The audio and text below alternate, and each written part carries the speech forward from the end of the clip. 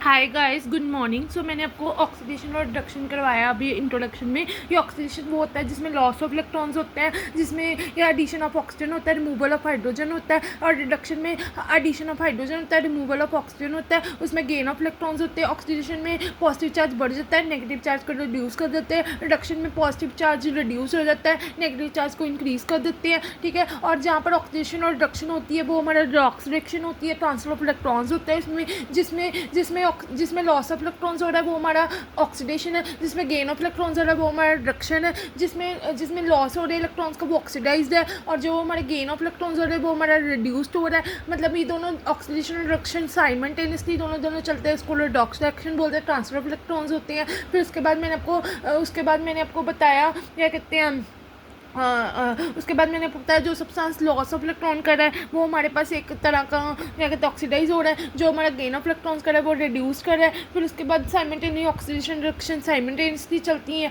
फिर oxidation number के बारे में बता दिया कि क्या होता है ऑक्सीडेशन नंबर। फिर जैसे मैंने उसका चार्ज कैसे कैलकुलेट करना है, जिसका चार्ज आपने कैलकुलेट करना है उसको एक्स ज्यूम करना है। फिर ऊपर अगर कोई चार्ज है जैसे -2 है तो -2 लिखना है, अगर नहीं चार्ज तो 0 के साथ फिर आपने उसकी कैलकुलेशन कर लेनी है। जो जिसका ऑक्सीडेशन नंबर फाइंड करना है उसको एक्स एज्यूम करना है। ठीक है, ये ऑक्सीडेशन नंबर बता दिया। फिर ऑक्सीडाइजिंग एजेंट क्या होता है। ऑक्सीडाइजिंग एजेंट वो होता है जो ऑक्सीडेशन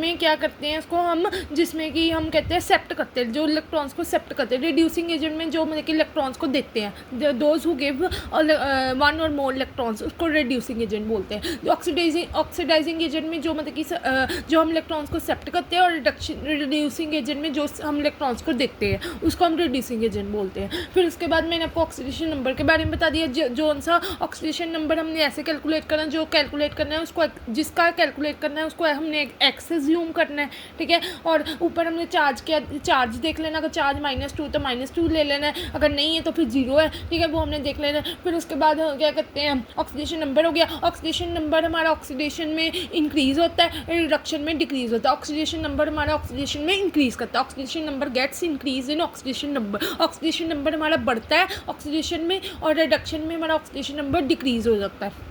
ये हमने पढ़ा।